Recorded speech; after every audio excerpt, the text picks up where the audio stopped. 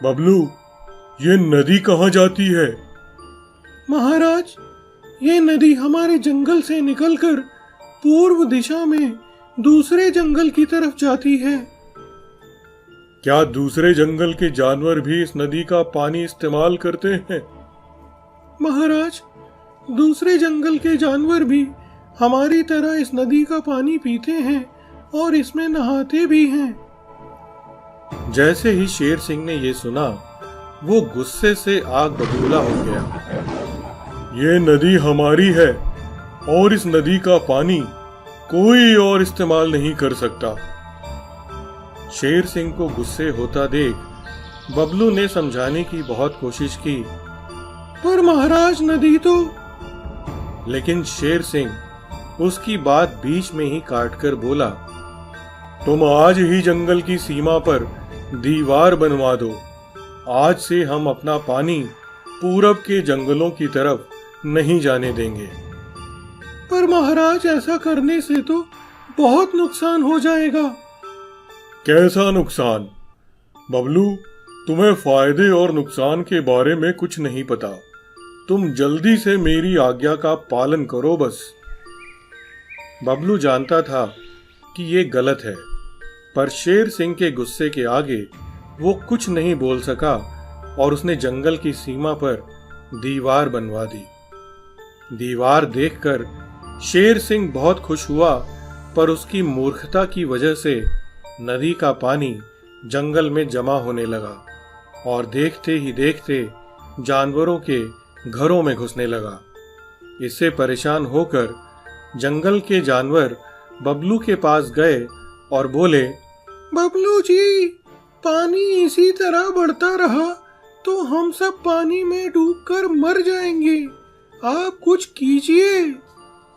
बबलू जी, कृपया आप कुछ कीजिए।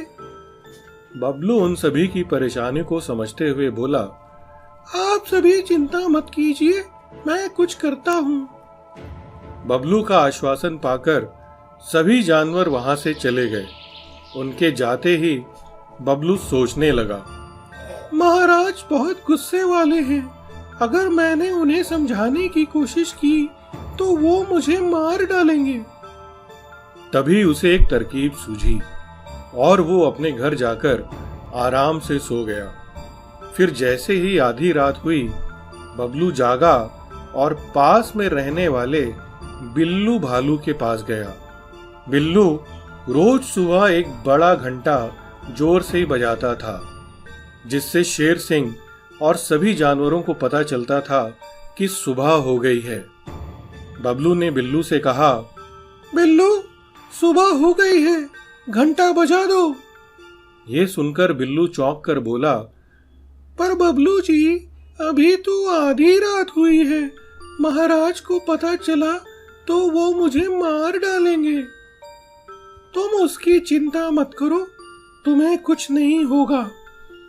बबलू के ऐसा कहने पर बिल्लू मान गया और उसने जोर से घंटा बजा दिया। घंटा बजते ही सभी जानवर जाग गए। शेर सिंह भी गुफा के बाहर आया।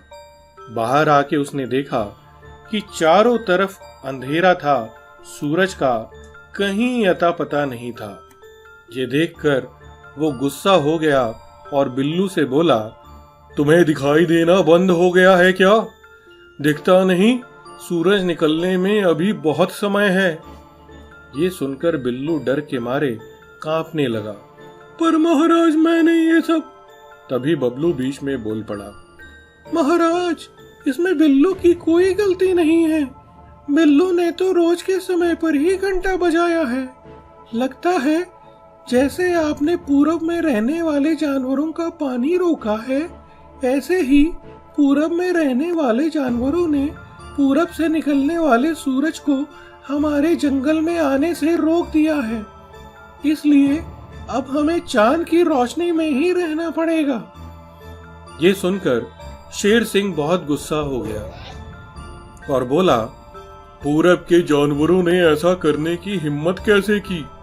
बबलू, तैयार करो सभी को, हम आज ही पूरब के जंगलों पर हमला करेंगे। पर महाराज, इतने अंधेरे में तैयारी कैसे होगी? और बिना तैयारी लड़ने गए तो हमारी हार पक्की है। तो तुम क्या चाहते हो, हम बिना सूरज के रहें? हम ऐसे अंधेरे में नहीं रह सकते। फिर तो महाराज, इसका एक ही उपाय है। कैसा उपाय? अगर आप पूरब के जानवरों के लिए पानी छोड़ दें तो पूरब के जानवर भी हमारे लिए सूरज को छोड़ देंगे। नहीं, हम अपना पानी किसी को नहीं देंगे। इस पर बबलू बहुत चालाकी से बोला, ठीक कहा महाराज, हम अपना पानी मुफ्त में नहीं देंगे, पर हम पानी के बदले पूर्व के जानवरों से सूरज का व्यापार तो कर ही सकते हैं। शेर सिंह को बबलू की ये सलाह बहुत अच्छी लगी, तो वो तुरंत ही उसकी बात मान गया और बोला, ठीक है बबलू, तुम जल्दी से ये दीवार तुड़वा दो और पूरब के जंगलों में ये संदेश भेज दो कि आज से हम उन्हें अपना पानी देंगे और बदले में वो हमें अपना सूरज देंगे। शेर सिंह